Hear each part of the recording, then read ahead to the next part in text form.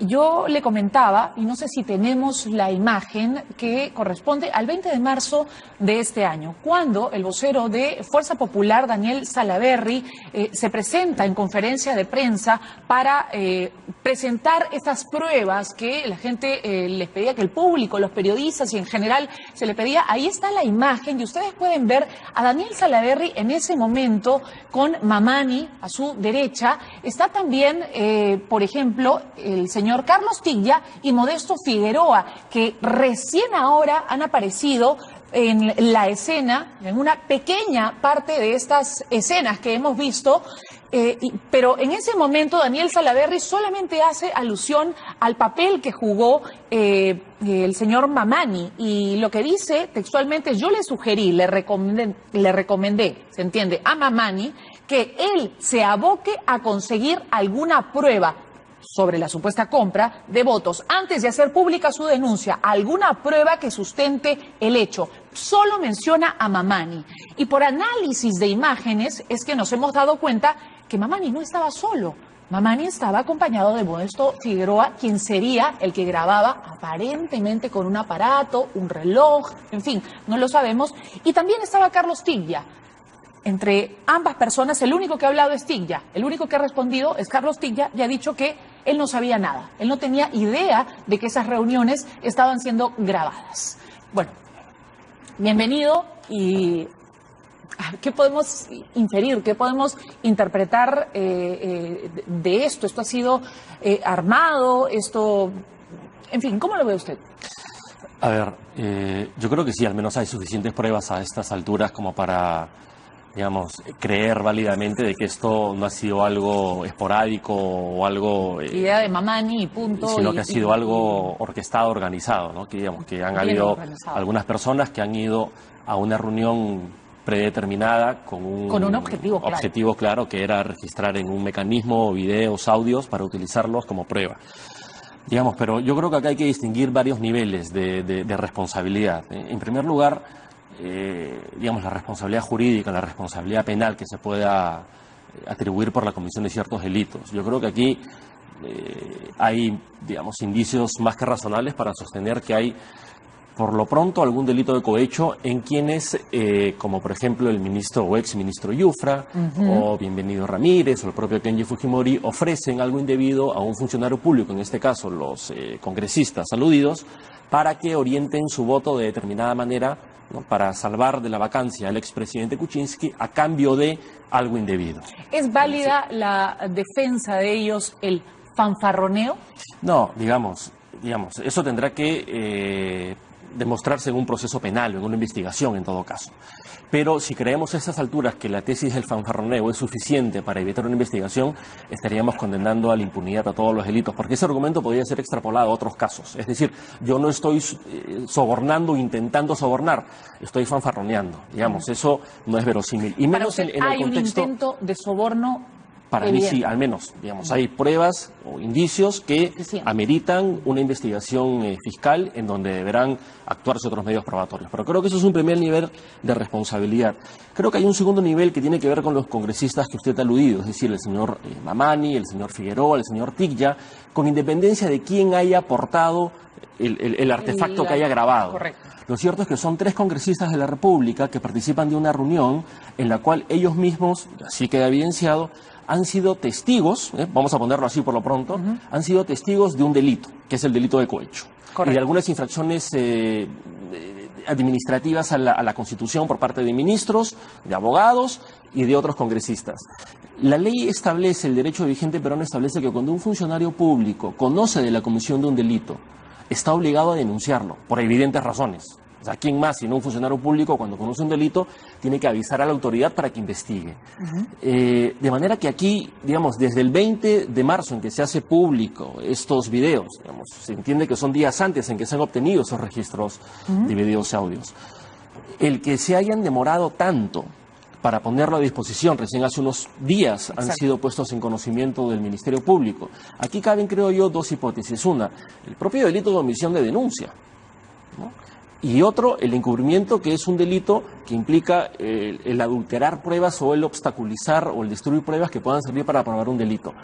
Digamos, la posibilidad de que esos videos hayan sido manipulados, editados, es amplia por el tiempo que ha pasado. De hecho, es el argumento de Kenji Fujimori para tachar esos videos como prueba idónea en la investigación que se le estaría abriendo. Evidentemente, si una persona tiene en su poder pruebas de delitos y la tiene 2, 3, 4 semanas y después recién la entrega al Ministerio Público por una presión mediática, digamos, no es un buen ejemplo, ¿no? Claro. Ahora, quisiera pedirle precisión en un tema en específico. Por ejemplo, ya aquí mismo Úrsula Letona, Luis Galarreta y, si no me equivoco, la misma Lourdes Alcorta ha dicho que van a denunciar a Kenji Fujimori por difamación, porque en una parte de estos videos él dice pues que Odebrecht habría financiado su campaña, lo que ellos niegan tajantemente, pero finalmente Kenji Fujimori no sabía que estaba siendo grabado, no suponía que esa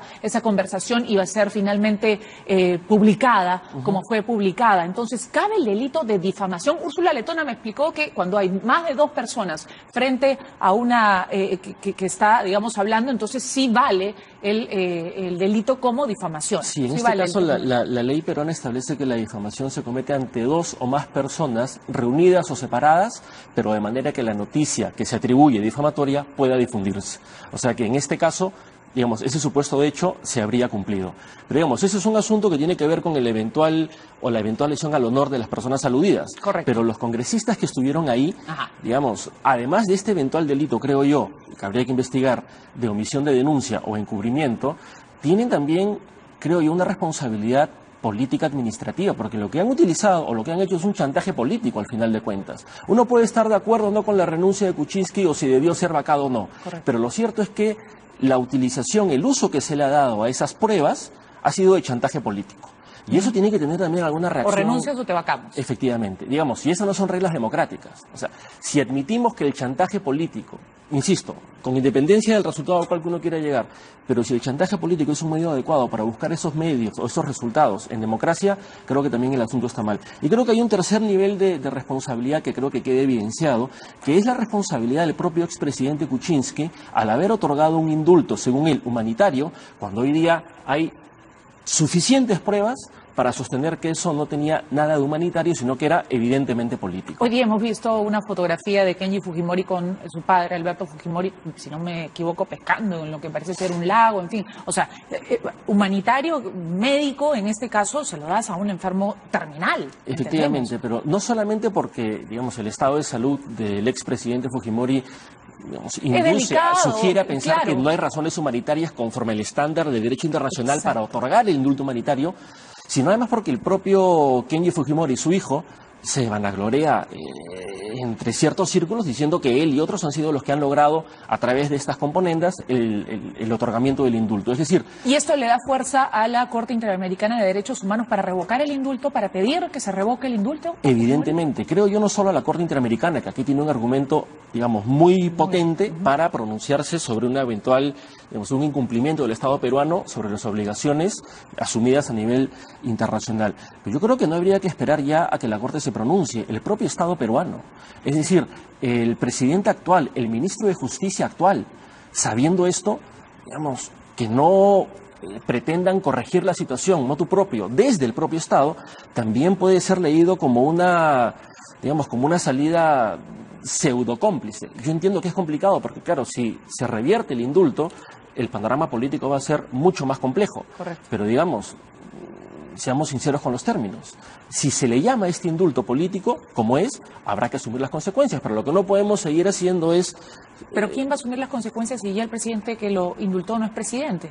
Bueno, es que no es un asunto solo del presidente, en este caso, Pedro Pablo Kuczynski, quien indultó, sino del Estado peruano.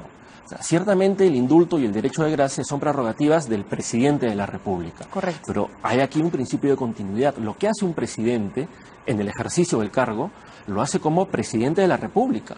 Y por tanto, no es que quien le sucede en el cargo pueda simplemente decir que como eso lo hizo el yo no fui. Yo no claro, fui. Entonces, porque son actos de Estado. Correcto. Entonces, ¿qué tendría que hacer Martín Vizcarra en este momento para estar, digamos, a tono con este riesgo inminente de que pueda revocarse o que la CID pida que se revoque este indulto a Alberto Fujimori? Yo creo que como mínimo debería empezar reconociéndose que no se trató de un indulto humanitario, sino de un indulto político.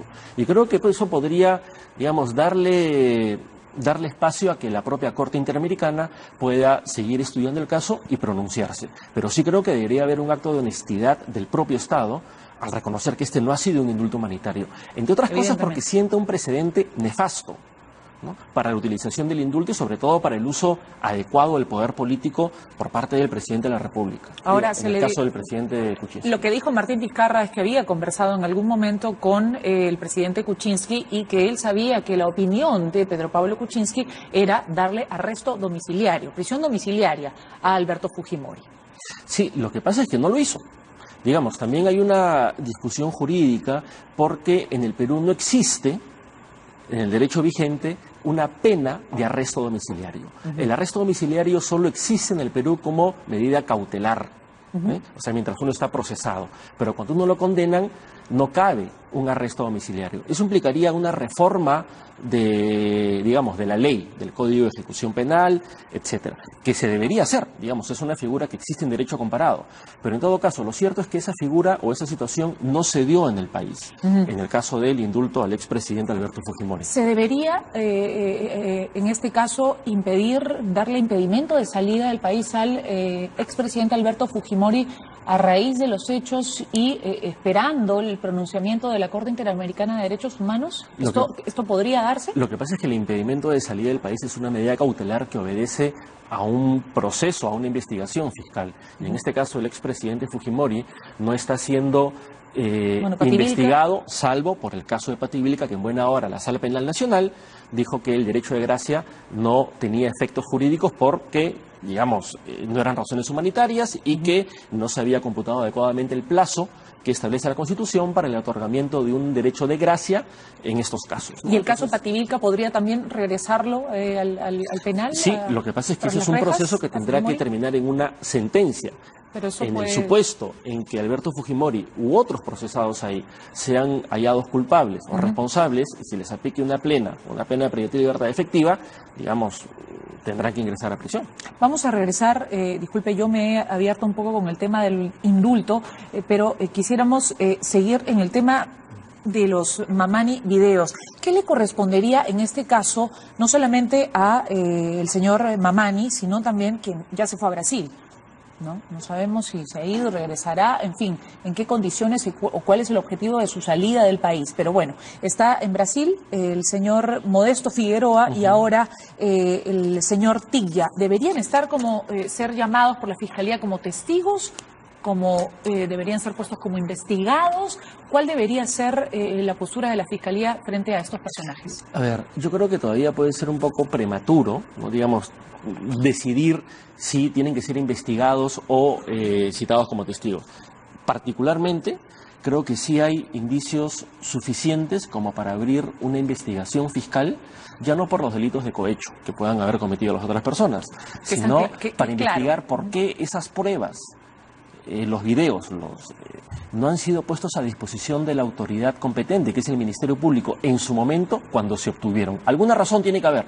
Y esa razón tiene que quedar esclarecida, porque si esa razón es simplemente el deseo de utilizarlo para un fin que puede ser el chantaje político, un fin, digamos, propio a los intereses políticos de una persona, pero no él, como funcionario público, colaborar con el Estado y el aparato de persecución criminal a que se pueda investigar esos delitos, entonces ahí creo que podría haber una investigación por omisión de denuncia y eventualmente encubrimiento. O sea, digamos, eso debería ser una decisión que tome el Ministerio Público pronto, ¿no? Porque, digamos, si no, también de nuevo, el precedente sigue siendo poco recomendable. Un funcionario público puede tener en sus manos pruebas de delitos y hasta que no haya una presión mediática que le obligue a ponerla a disposición del fiscal, no lo hace. ¿Y qué pasa con la Fiscalía? ¿Qué cree usted? ¿Por qué demora tanto en tomar decisiones que son importantes y que el país espera? No lo sé, a ver, yo creo que, digamos, más allá de la sobrecarga procesal, que en este caso, digamos, no debería ser una razón para no actuar, Creo que también la Fiscalía se toma su tiempo en analizar, ¿no?, en decidir. Pero hay algo que no está funcionando bien, porque no puede ser que se tomen un año, por ejemplo, para tomar la decisión de allanar la casa de la exalcaldesa Villarán, cuando llevan un año investigándola. ¿Qué van a encontrar después de un año? Es poco probable que encuentren algo después de un año, ¿no? Digamos, probablemente aquí lo que falta, que tiene que ver, creo, además con la gestión propia del Estado y también en el sistema de persecución criminal, es incorporar criterios estratégicos. Es decir, la ley penal obliga a investigar todos los delitos, pero no todos los delitos son probablemente igual de importantes o no todos interesan por igual. Entonces habría que tener algún criterio, digamos, de estrategia jurídica que permita priorizar ciertas investigaciones. Ciertamente que haya además fiscales abocados exclusivamente a estas investigaciones, lo cual es adecuado, pero los hechos terminan demostrando que probablemente esa dedicación que se le da a estos casos no termina siendo suficiente. Tenemos que terminar, tenemos poco tiempo. El tema Siria nos ha recortado un poco el programa, pero valía, teníamos que ver este tema que nos tenía a todos muy preocupados. Pero en CNN, el expresidente de la República, Pedro Pablo Kuczynski, dijo que Mamani fue a hablarle de Puno, fue a hablarle de su tierra, fue a hablarle del lago Titicaca, en fin, pero que no hablaron del tema de votos ni nada respecto a la vacancia. ¿Qué le tocaría asumir a Pedro Pablo Kuczynski en medio de todo este tema? Bueno, habrá que investigar, ¿no? Si el expresidente Kuczynski ha estado, digamos, ha sido parte o ha estado organizando con lo que parece ser, por ejemplo, con el exministro Yufra, con Bienvenido Ramírez, con Kenji Fujimori, un grupo de personas para contactar a congresistas de Fuerza Popular para, digamos, comprar sus votos y salvarse de una eventual vacancia que se hubiese dado. Si eso se comprueba, en todo caso también ahí la figura del expresidente Kuczynski tendría que ser incorporada en la investigación por un delito de cohecho. Que lo supiera su abogado, en este caso, Borea, a quien también se le ve en una parte del video dándole el teléfono al ministro Yufra, al señor Mamani. No habla de que, vamos, el abogado yo no creo que vaya a tomar decisiones sin hablarlas o consultarlas con su patrocinado, en este caso Pedro Pablo Kuczynski. Es poco probable, aun cuando él lo ha dicho, ¿no? Pero lo que sí hay que analizar y hay que investigar, creo, es qué hace un abogado de parte dándole el teléfono de un ministro a un congresista. Digamos, eso, en mi concepto, no queda cubierto por el ejercicio de la profesión. No todo lo que es un abogado, cuando se presenta como abogado, forma parte del ejercicio de la profesión. Un abogado defiende un interés. En este caso, ese señor estaba defendiendo los intereses del expresidente Kuczynski de cara a la vacancia. Digamos, pero es plausible, es razonable, forma parte de ese encargo. Compra de votos, una aparente compra participar de votos. De ese tipo de conversaciones, yo tengo claro que no. Muy bien.